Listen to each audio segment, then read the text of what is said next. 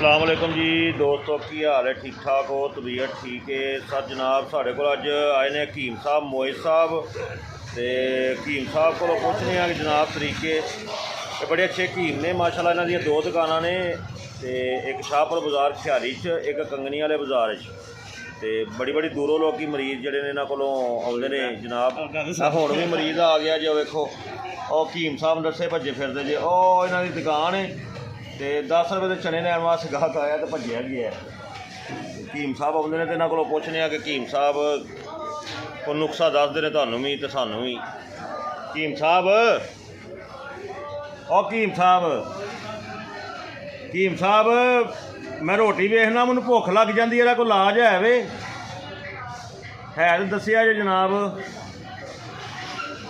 यो ना सुनिया ना जनाब तुसां, नीम हकीम खतरा है जान।